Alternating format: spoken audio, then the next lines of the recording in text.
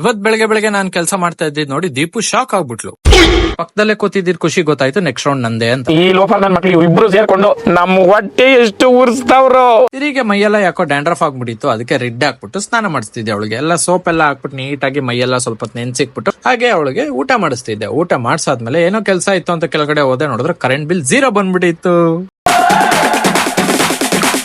ಹಾಗೆ ಬೇಗ fresh up ಆಗಿ ದೇವಸ್ಥಾನಕ್ಕೆ ಹೋಗಿದ್ದೆ. ಇವತ್ತಿನ ಅಲಂಕಾರ ದುಡ್ಡಲ್ಲಿ ಮಾಡಿದ್ರು, ಸಕ್ಕದಾಗಿತ್ತು. ಬರ್ಬೇಕಾದ್ರೆ ಹಾಗೆ ಬೆಟ್ಟದ ನಲಿಕಾಯಿ ಮತ್ತೆ ಲಿಂಬೆಹಣ್ಣು ತಗೊಬಂದೆ. ಹಾಗೆ ಅಮ್ಮ ಊಟ ಹಾಕೊಟ್ರು, ಒಳ್ಳೆ ಊಟದ ಜೊತೆಗೆ ಚೋಚೋ ತಂದ್ಕೊಟ್ರು. ಎರಡನ್ನು ಮಿಕ್ಸ್ ಮಾಡ್ಕೊಂಡು ಚೆನ್ನಾಗಿ ತಿಂದೆ. ತಿಂದಾದ್ಮೇಲೆ ಬ್ಯಾಗ್ ಎಲ್ಲ ಪ್ಯಾಕ್ ಮಾಡ್ಕೊಂಡು ಅಂಗಡಿಗೆ ಹೋದೆ. ಅಲ್ಲಿ ಹೋಗಿ ಅನ್ಪ್ಯಾಕ್ ಮಾಡಿ ಅಂಗಡಿ ಹತ್ರ ಎಲ್ಲ ಜೋಡಿಸಿ ವ್ಯಾಪಾರಕ್ಕೆ ರೆಡಿ ಆದ. ಹಾಗೆ ಸಾಯಂಕಾಲ ಅಂಗಡಿ ಹತ್ರ ಇವ್ರು ಆಟೋ ಓಡಿಸ್ತಾ ಇದ್ದಿದ್ ನೋಡಿ ಲೇಡೀಸ್, ಸಖತ್ ಖುಷಿ ಆಯ್ತು. ವುಮೆನ್ ಎಂಪವರ್ಮೆಂಟ್ ಗೆ ಸಪೋರ್ಟ್ ಮಾಡೋಣ ಗೈಸ್. ಹಾಗೆ ಸ್ವಲ್ಪ ಗ್ರೌಂಡ್ ಅಲ್ಲಿ ಓಡಾಡ್ಕೊಂಡ್ ಬರೋಣ ಅಂತ ಹೋಗಿದ್ದೆ. ಮೂನ್ ಕಾಣಿಸ್ತು, ಆಗೊಂದ್ ಸಾಂಗ್ ನೆನಪಾಯ್ತು.